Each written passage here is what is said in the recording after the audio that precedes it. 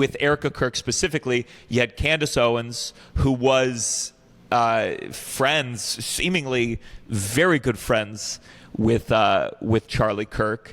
They had these videos where they're singing in the car, again in a way where you see these people and you're like, I think you're theater kids. I think there's some world where you could have been chill and just memorize Hamilton and been frankly just as annoying. And Candace has been raking in money, proposing all these different conspiracy theories of why Charlie Kirk was killed, and just really not going in line with Erika Kirk's MO, which is kind of to build up, what is it, talking points? Is that what their group is called? Yeah. It's just a fracturing, and certainly whatever Erika Kirk is trying to build, and it doesn't seem to be working, by the way, it's at odds with like Candace Owens and the Nick Fuentes of the world, who are building up something of their own. So Bari Weiss, who shockingly it almost feels like Erika Kirk is like moving on. And the others are like, we got to get to the bottom of what really happened. You know, like, why are we're not talking, we got to keep talking about this. And Erika Kirk, and I have to say, like, I'm not saying Erika Kirk is in on it, but it does feel like moving on, you know, like, she's just she's like, essentially my turn. Yeah. Paige, play that video of Bari Weiss promoting tonight's exclusive with Erika Kirk. I just sat down for an hour with Erika Kirk, and we talked about everything. We talked about what was going through her head when she stood on that stage and forgave her husband's alleged murderer. We talked about all of the conspiracies surrounding his assassination. And of course, we talked about grief, political violence, and so much more. Watch this Saturday night on CBS at 8 p.m.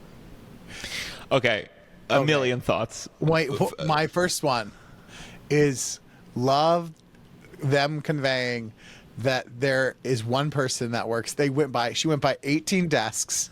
Only one person had a computer out of the 18. There's nothing more than like journalism is dead than just showing like 18 empty desks and one person sitting in a huge room of that to convey like we're on it, we're CBS. They should get one shot of someone with a cardboard box like leaving, like an old man, like goodbye newsroom. Goodbye. Oh, I worked here. Just the entire crew of 60 Minutes with a gun to their head.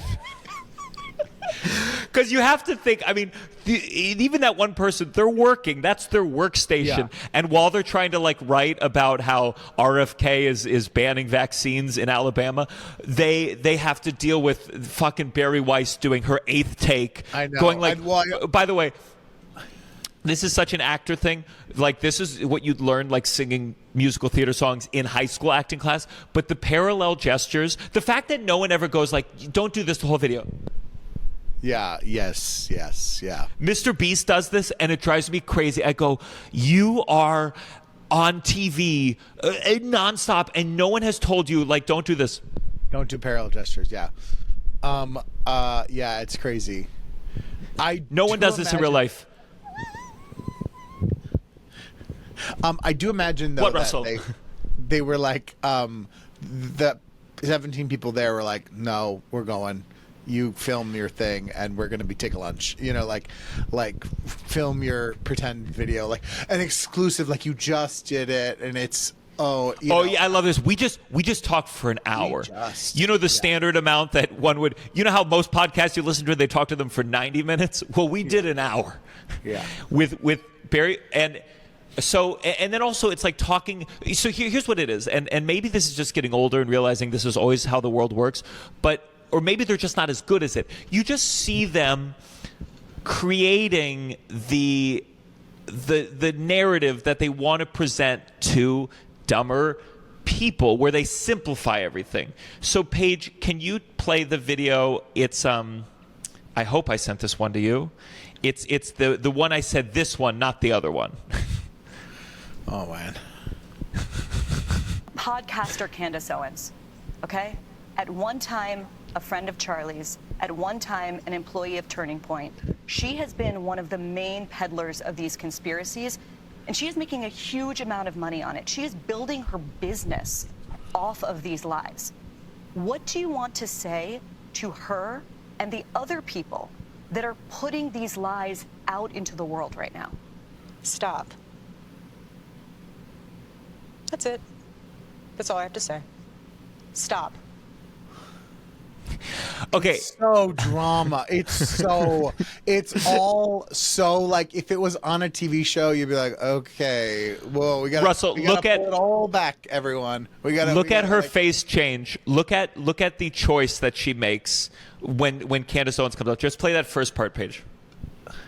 Podcaster Candace Owens, okay? At one time, a friend of Charlie's. At one time, an employee of Turning Point. She has been Big one smile, of the that's main good. peddlers of these conspiracies. And she is making a huge amount of money on it. She is building we can a stop business. it. If I'm going to kill myself, I watch the rest but again. Also, Barry, even the questioning, it's so like you imagine like how they used to question, and it was like they could literally ask the same question, but without any of this sort of like fake stuff behind it, faux outrage behind it. Like, yeah, like there's just a sort of like journalistic thing that is.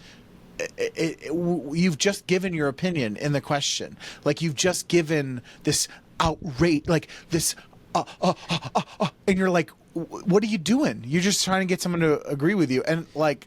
That can be plenty of people's jobs. That can be podcasters' jobs. But if you're going to pretend that you're running the news, like it just seems so cheap and so tacky. Let me tell you, I know, like pathetic. It's so gross, sad. I know for a fact that Erika Kirk has had discussions with her team about when am I allowed to start wearing colors again?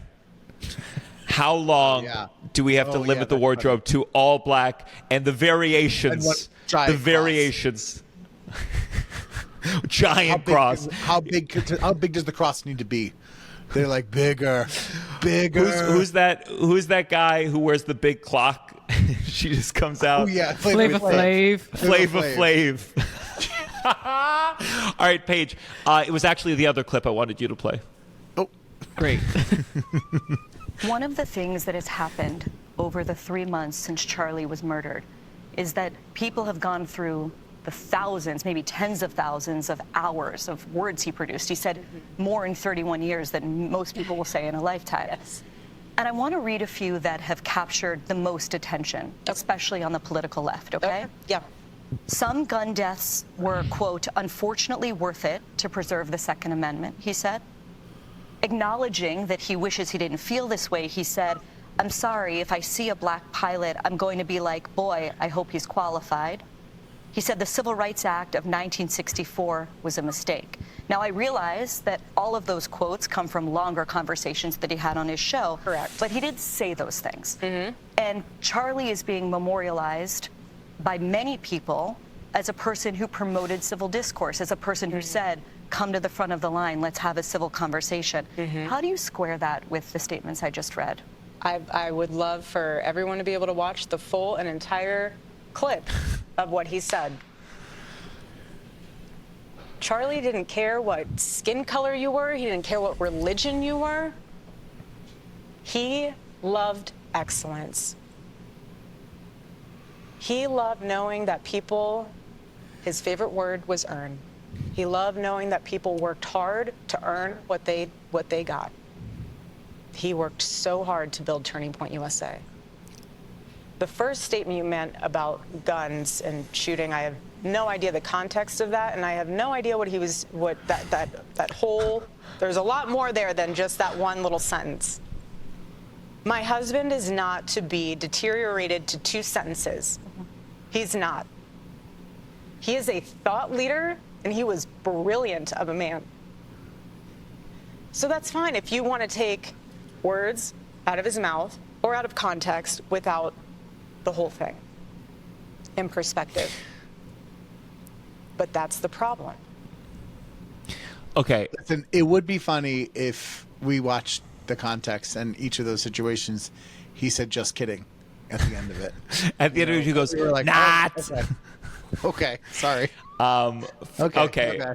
My bad. It is so crazy to say his favorite word was earn. Well, good, because he's in one now. Oh, Gianmarco. Oh, We were all thinking it. We were all thinking it. It's what's so Barry Weiss. By the way, probably one of the few interesting questions that will be asked tonight.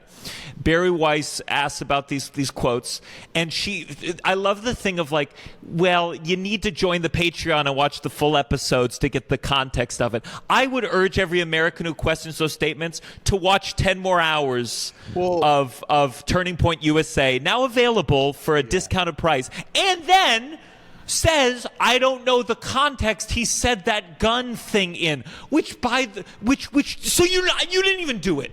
You didn't even do it. You didn't even watch the episode, and I got to watch it now to understand why it wasn't as bad as that says. There's also the pretending that you've never heard those things.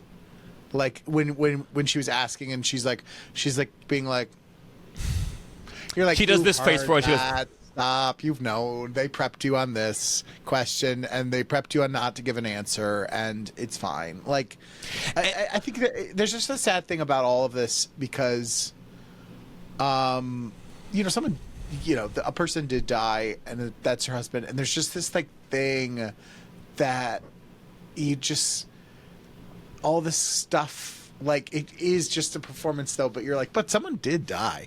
But, like, then all the stuff around it is so performative and so, like, I don't know. It's just grody. Well, I think it's that, again, I think it's that where the grief is whatever. Someone dies, of course they feel grief, but it's just the moment it's used to then spread a propaganda. It's like, well, you have to treat it purely as the propaganda that it is. Yeah. I don't know if when Erika, does like comes on stage and like has her one tear, how much is, of course, that she lost someone? How much is she's connecting to some other thing or doing a full acting exercise? It can be real and really be used to like. But it is. Like, but it is very. There's no different than an actor, like being like, it's not. I have a real thing. I can use it, and I know it'll make me get to the moment that I need to achieve in this performance. So I'll use it. And I don't know. I think sometimes I look at the news and I feel this new thing of like, as if you're like talking. I think about how my mom watches the news, and especially now that it's CBS, we're like dealing with like, I think people closer maybe to where I was raised and the kind of people around me, and I'm like, the propaganda I'm seeing now is what's going to be directly fed to my mom, just in my head. And it's one of these things where like, now I need to feel like I need to call my mom and just be like, hey, just so you know, there was no context that took that statement away. The person said gun deaths, it might be worth a few gun deaths to have the Second Amendment. You just have to confront that. Yeah. The person did say, if I see a black pilot, I'm going to wonder if they're qualified. You have to address that, and it's what you're trying to build, and it's failing, by the way. That's what feels so pathetic about this CBS thing is the attempt to memorialize Charlie Kirk to the point of like put him on the money and make him a Jesus figure. It's failed, and getting people in trouble for making jokes about it.